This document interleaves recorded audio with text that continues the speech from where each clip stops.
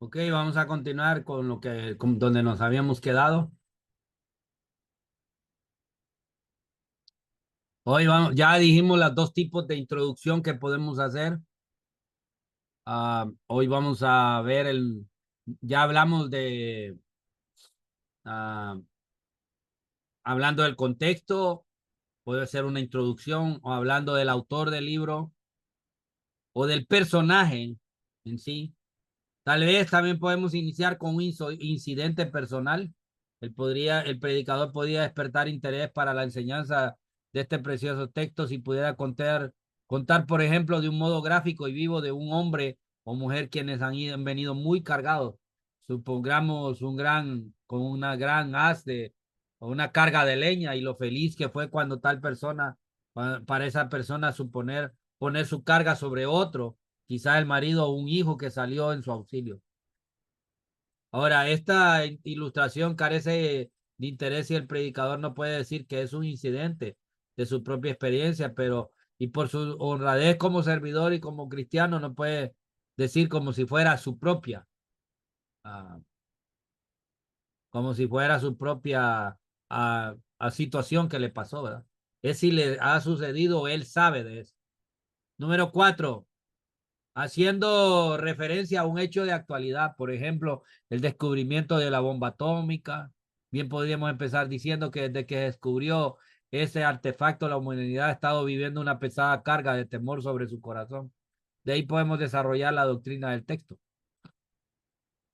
También puede ser por una ponderación del propio texto. Podríamos decir aquí unas palabras misteriosas que nadie se ha atrevido a pronunciar. Palabras que serían una terrible blasfemia de labios de un simple mortal. Ni Sócrates, ni Platón, ni Buda, ni Confucio, ni Mahoma, ni ninguno de los grandes maestros de la humanidad ha soñado si quieren arrojarse a la facultad de auxiliar personalmente a todo el mundo. Arrogarse, arrogarse, arrojarse. Todos ellos se han limitado a dar consejos por el buen vivir. Pero aquí hay uno que se levanta en medio de todos los siglos y exclama estas palabras: venid a mí. ¿Quién era el autor de tales palabras? ¿Tenía autoridad para hablar de esa manera? Podemos hacer una introducción de una manera expresiva del propio texto y llamando la atención, ¿verdad? De los oyentes. Aquí vamos a ver ahora algunos límites de la introducción. La introducción no debería ser larga, solo el propósito es um, llamar la atención y el interés del auditorio. Y es un peligro empezar a exponer todo el sermón en la introducción o divagar en frases huecas y que no tengan nada que ver con el sermón o el mensaje. Y esto va a producir cansancio en los oyentes. Spurgeon cuenta de una señora que decía de su predicador: cuando nuestro pastor prepara la mesa, está tanto tiempo haciendo ruido con los cuchillos y tenedores que cuando llegan las viandas ya se ha perdido el apetito. Entonces, es una buena historia, ¿verdad? Para hablar esto de la introducción. A veces sirve bien a modo de introducción una referencia al asunto tratado el domingo anterior, no a una repetición o resumen del sermón anterior, sino una referencia. Si no, por ejemplo, el domingo pasado estuvimos hablando de la fe, hoy tenemos otro asunto no menos importante, el de las obras. El domingo pasado se habló del juicio, hoy se le sigue al juicio, o sea, el reino eterno de los redimidos. Pero esta introducción no es de las más interesantes. Y tiene que haber relación con el tema del domingo anterior, más si es una serie. Entre las ilustraciones de carácter personal está referir algo de interés que el predicador ha visto y que sus oyentes desconocen, como un monumento, una obra de arte, una costumbre indígena. Puede llamar la atención de los oyentes.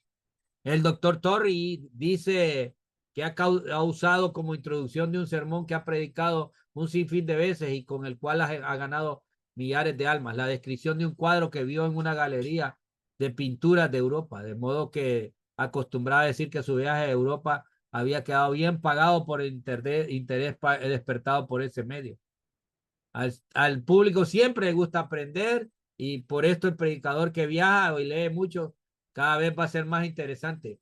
Si es un buen observador y sabe almacenar en su mente aquellos incidentes que pueden servirle como introducción o ilustración en sus sermones. Para el uso de tal clase de material, el predicador debe hacerse cargo de que sus oyentes no han estado con él y la narración debe ser clara y detallada. Tal vez algunos detalles que no tienen referencia, omitirlo, ¿verdad? Para que la gente se ubique en lo que queremos hablar. Hay un predicador que empezaba refiriéndose al monumento a Colón en Valladolid, donde aparece el León de Castilla arrancando del escudo español la palabra non y dejando el plus ultra. El predicador refería en tonos muy patéticos al sentir de los antiguos que creían que el estrecho de Gibraltar era el fin del mundo. Y así escribieron en el escudo de Castilla la frase non plus ultra, no más allá, hasta que por ayuda de la reina de Castilla, Colón descubrió que existía un más allá del Nuevo Mundo.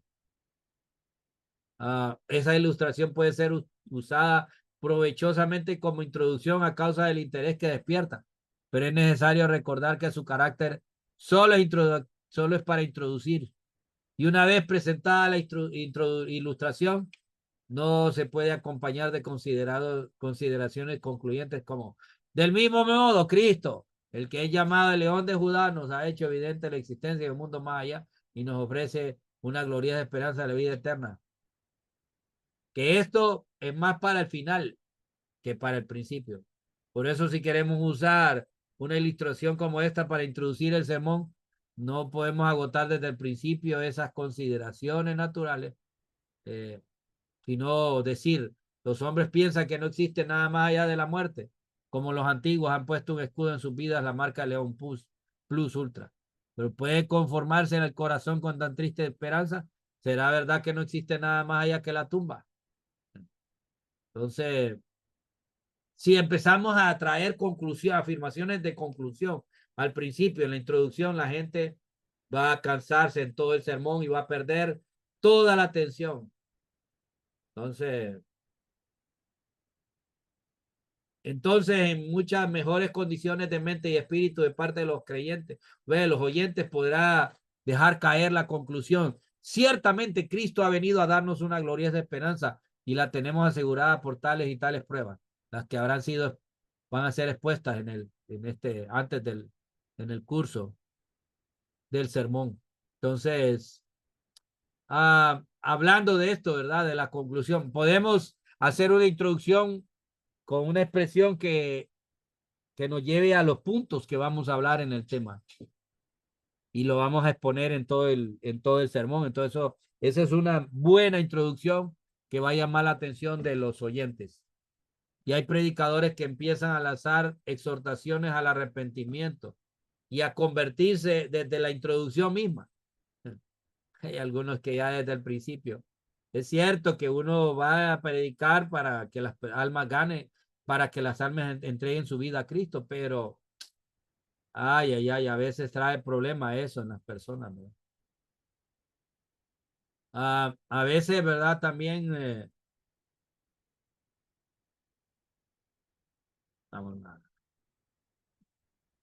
también al, a los mismos oyentes no les va a gustar oír un sermón desordenado, en la cual las últimas palabras, dichas las últimas palabras, diciéndolas al principio, sino que escuchan más deleite en un sermón que empieza y sigue un orden lógico. Entonces, en la introducción tratemos de no tardar mucho tiempo y hacerlo de una manera que llame la atención de de los oyentes y llevarlos hacia a prestar la atención, ¿verdad?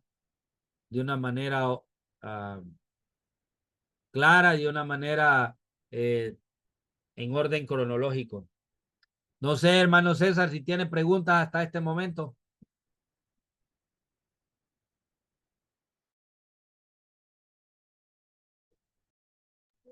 No, no, no, hermano. Ahí, este hermano es bien detallista, la verdad, con el libro, mucha calidad. Y él es bien detallista, tiene toda la razón.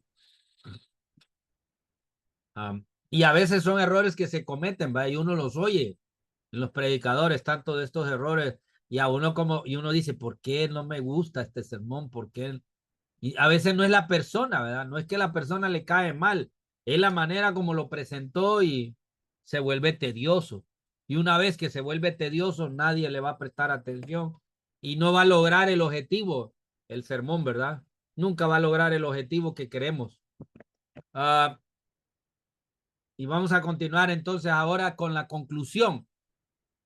Ya hablamos de ordenar el sermón, hablamos de la introducción y ahora vamos a hablar de la conclusión del sermón.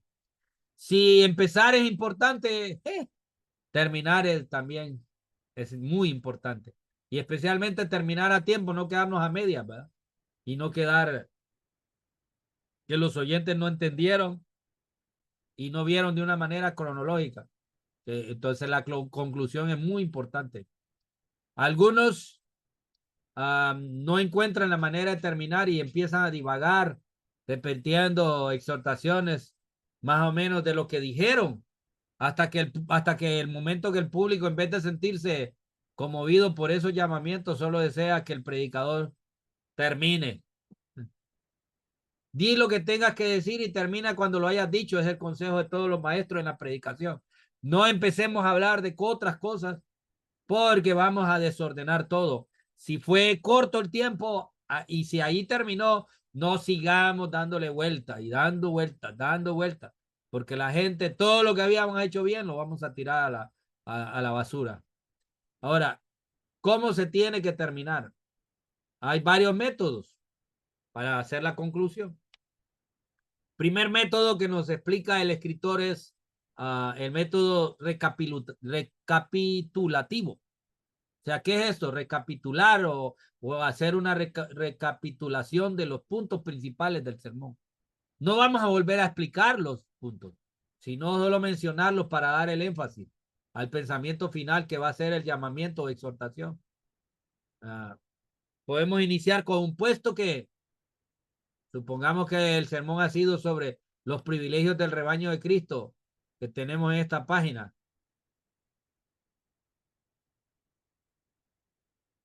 Una mención de tales privilegios seguida de una exhortación de poner la fe en Cristo para poder gozar de los mismos sería una buena conclusión.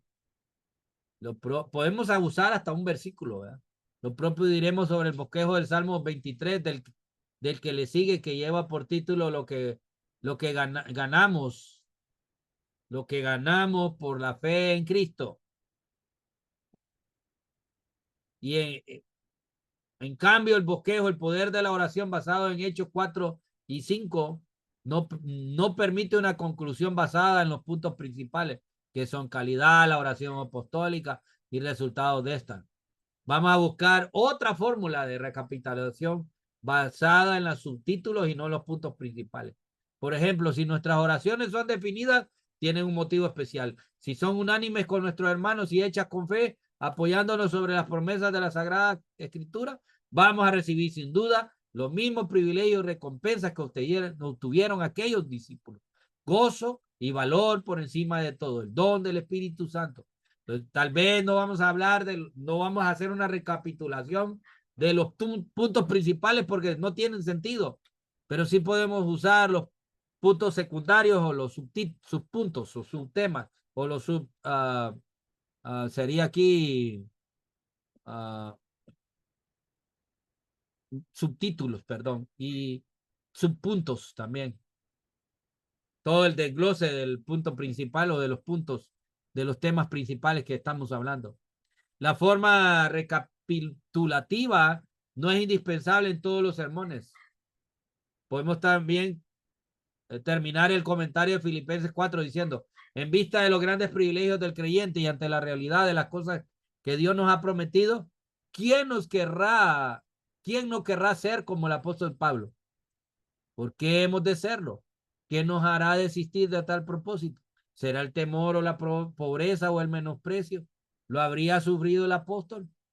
Pero las riquezas de Cristo superan cualquier pérdida y la compensan 1000 veces. No dudemos, pues, en entrar y marchar con paso firme por el camino de fe. Entonces, esto puede ser de una manera recapitulativa, haciendo un comentario, recapitulando, ¿verdad? Lo principal. En el bosquejo del gráfico, la recapitulación se ciñe a la subdivisión del punto 2 porque son de carácter activo, o sea que depende de la voluntad del oyente. Y tenemos que ver hasta qué clase de oyentes son, uh, a los cuales vamos a predicar y usar mejor la manera. Y a veces la recapitulativa nos da los argumentos para hacer la conclusión o para hacer el llamamiento o a llevar hacia el punto de acción. Nunca debe ser una mención de todas las divisiones tampoco y subdivisiones. No es que vamos a mencionar todo, porque vamos a perder toda la fuerza y todo lo que hemos habido ganado y que pareciera como que fuera una repetición del sermón y eso no lo queremos hacer otra vez. Debemos evitar esto. Ahora, ¿cómo debe ser nuestra conclusión? Debe ser variada y viva. No debería ser estereotipada ni monótono aquello. No hay nada que produzca peor efecto en los oyentes que ver al predicador que se inclina a leer las palabras finales del sermón. Puede ser que se le perdone a un predicador la necesidad de mirar en el bosquejo otras partes del sermón, pero la conclusión es la parte y es el punto culminante de su mensaje. Y en este momento el predicador debería hablar con mayor solemnidad y mayor ardor según la naturaleza o carácter del sermón.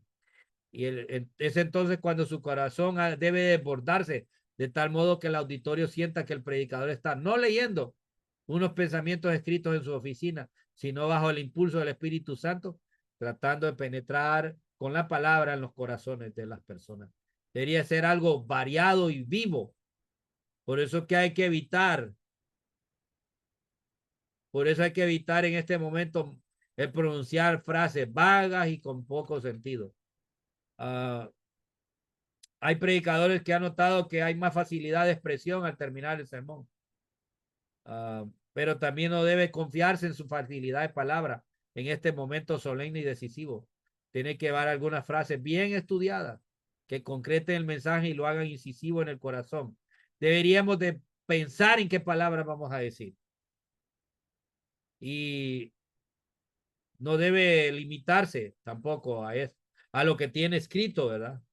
Pero si el Espíritu Santo le inspira nuevos pensamientos, expóngalos sin temor, pero cuidado que no sean simples repeticiones de lo que ya digo, sino pensamientos tajantes, más fuertes que todos los usados en el sermón. Cuando el Espíritu Santo nos inspira y nos da palabras, en ese momento nos abre el entendimiento con otras palabras, no las que tenemos escrito. A veces me ha sucedido a mí que yo no he dicho las palabras que tengo en mi conclusión y termino hablando siempre en el tema, haciendo otra conclusión. También debemos evitar que sea demasiado largo la conclusión. No debería exceder unos minutos, ¿verdad? Es bien difícil decir cuántos, porque depende del mensaje. Lo que debe ser es evitar que no sea otro sermón en miniatura, otro mini sermón, el que estemos diciendo en la conclusión. Tampoco debe ser una repetición de lo dicho en otros sermones. Hay predicadores que en cada conclusión usan argumentos muy similares, como el de la mañana podría ser, como mañana podría ser demasiado tarde para aceptar a Cristo. Pues está bueno hacer el énfasis en cada sermón de la necesidad de tomar una decisión inmediata, pero estas frases a veces que son idénticas y que muchos usan se vuelven como que no llaman la atención tanto. Entonces va a ser fastidioso. De ahí vienen los llamamientos. No podemos dejar de hablar de los llamamientos, aunque ya sabemos que existen grupos ahora que ya no hacen llamamientos, ¿verdad? Pero no estamos en contra del sistema cuando el ambiente es propicio y que tiene la convicción de que en el auditorio los oyentes hay oyentes maduros. O sea, que hay gente que ya conoce el evangelio.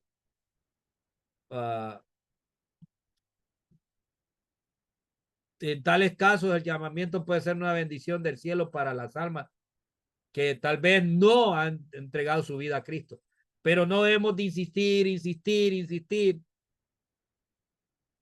para provocar decisiones en personas. Hay predicadores que no nos vamos a ir de aquí si nadie entrega su vida. Dios te está llamando y yo siento que Dios te está llamando. Eso es abusar del púlpito como predicadores. Entonces debemos tener ese cuidado. Uh, a veces algunos cuando venga muy insistente el predicador, algunos mejor dejan de asistir a los cultos.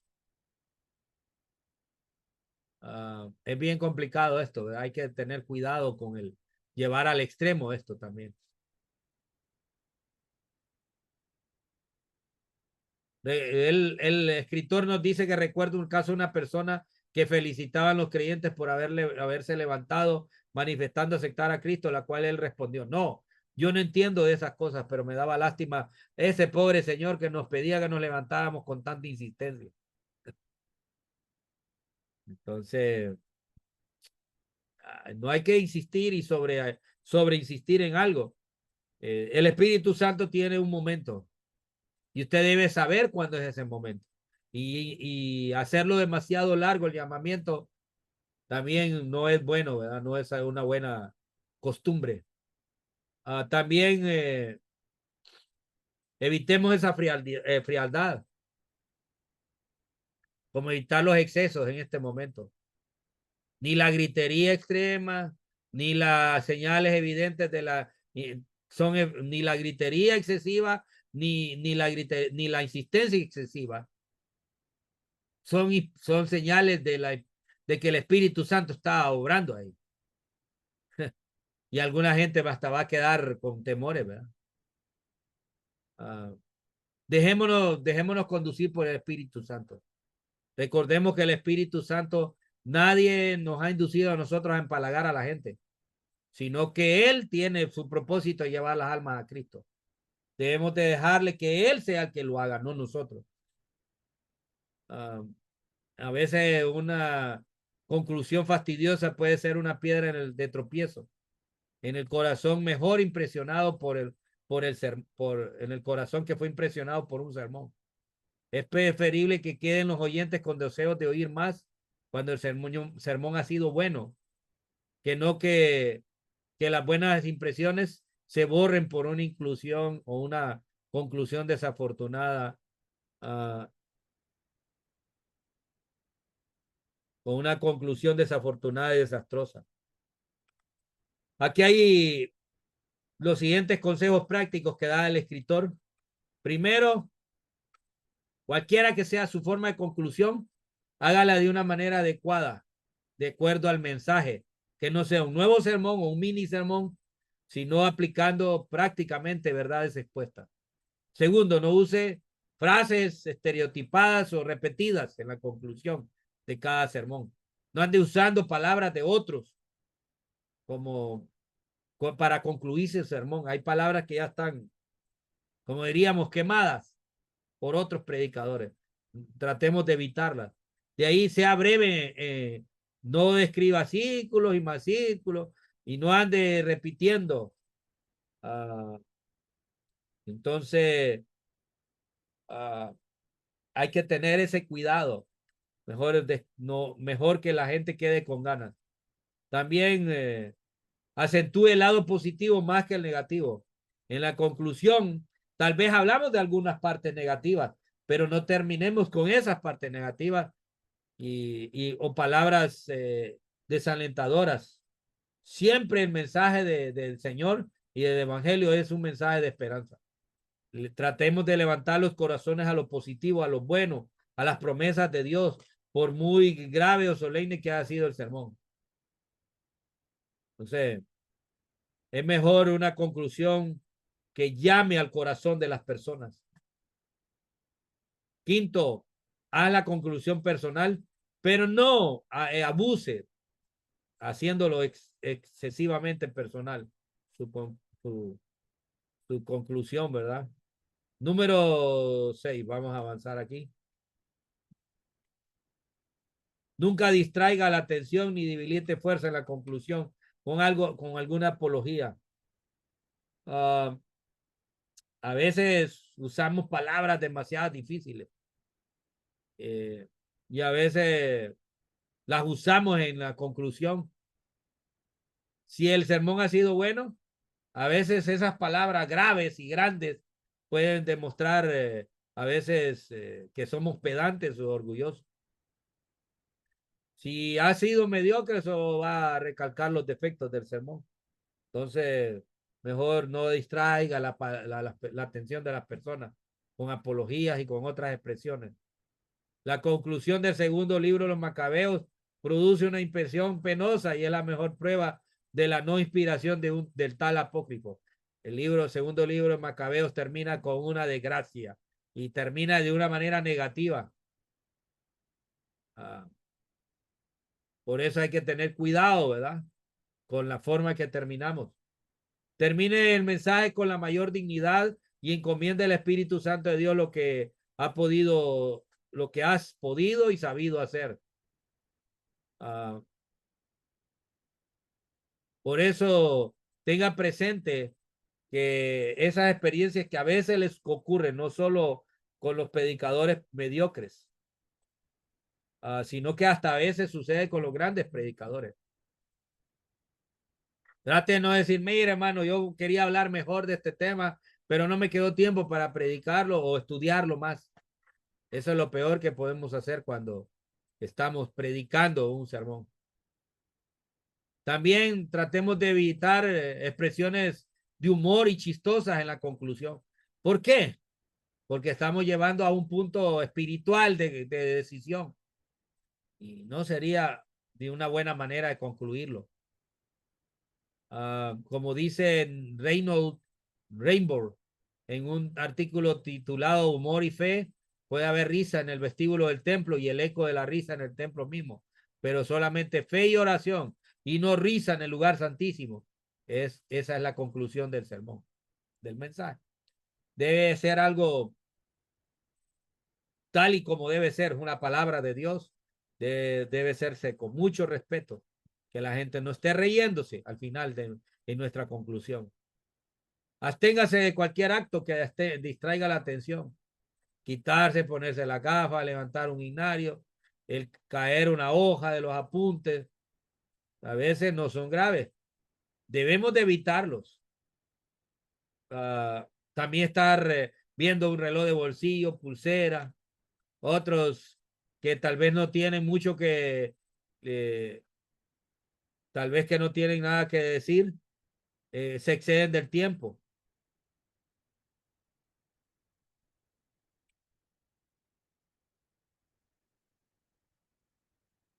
Resta decir que la impresión que producen estos últimos en el auditorio no es desastrosa como lo causan los primeros.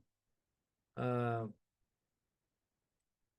es conveniente que haya en nuestras iglesias un reloj colocado en la parte superior, jamás de cara al público, para que el predicador sepa el tiempo que está llevando.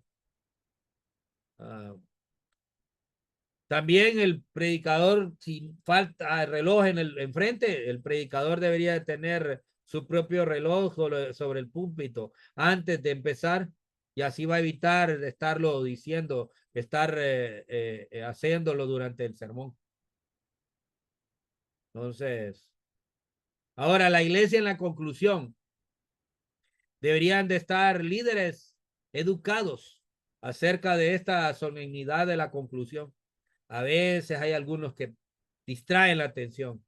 Deberíamos de evitar la gente saliendo, gente yendo a las baños, abriendo puertas, repartiendo inarios o haciendo, dando bolsas para ofrendas, todo cosas.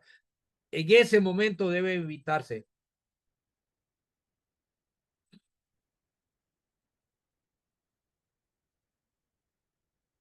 Ah, bueno, tenemos 10 minutos de este nuevo. Ah, a veces algunos tratan de ver, de hablar, de corroborar el éxito del sermón y susurrando exhortaciones o alabanzas acerca del mismo a personas inconversas diciendo, qué bueno estuvo el sermón. Y a veces hasta invitándoles, incitándoles a que se levanten y que tomen una decisión. Eso es equivocado. Debemos de dejar que el Espíritu Santo sea el que llame a las personas y no seamos nosotros los que tengamos que estar moviendo a las personas. Y a veces dice el escritor que ha tenido que, se ha sentido con ganas de detener el sermón y pedir misericordia a aquellas personas que están tratando de hacer alguna de estas cosas. Y algunos tienen la costumbre de pararse y guardar silencio hasta cuando pasó la interrupción. Siempre es desagradable hacer esto, porque después cuesta ganar la atención. Uh, Ahora, en el final cuesta y cuando usted empieza el final es difícil que lo pare. Mejor termínelo. Uh, entonces,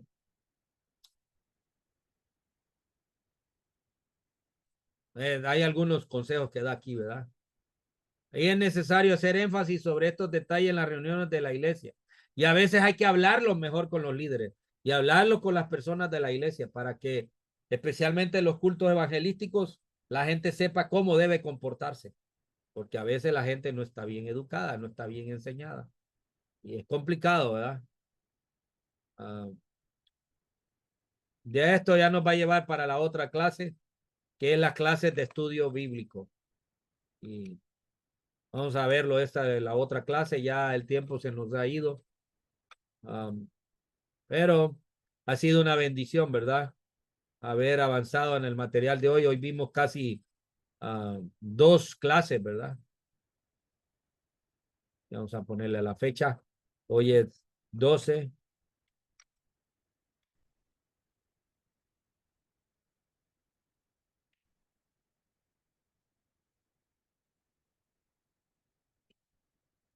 Ok, vamos a pararlo ahí. Mano César, ¿tiene alguna pregunta? Hasta acá. Estamos bien, Oh, solo viendo de que es realidad mucho de lo que habla ahí el maestro porque lo vivimos pues a diario y a veces cometemos errores y tenemos esos problemas en la iglesia. Entonces sí es bien verídico. verídico y verífico, como dijo aquel. Sí, es cierto. Cometemos muchos errores y ese momento especial donde está en juego la vida espiritual de una persona, la desaprovechamos y la tiramos a la basura. Y a veces Nos también ayuda. por uno querer convencer y querer estar ahí en sí, Ajá. también. Yo eso lo aprendí bien claro, no insistir. Es el Espíritu Santo. Debo hacer invitación y cierto tiempo, ¿verdad? Pero estar ahí diciendo, no, que no nos vamos a ir. Tienes que entregar tu vida a Cristo. No, no vas a dejar este mensaje así en el aire. La palabra de Dios dice que su palabra nunca va a regresar vacía. Va a ser y en algún momento somos como el sembrador, estamos sembrando la palabra y a su debido tiempo va a germinar. No en el tiempo de nosotros, el sembrador solo la siembra y el que da el crecimiento es el Señor. Él es el que la hace germinar, no nosotros. Se Ah, nos sí. olvida eso. Sí. Bueno, hermano César, gracias, hermano César, por el tiempo. Ah, me gustaría que dirigiera la oración de hoy para terminar, que hace el tiempo.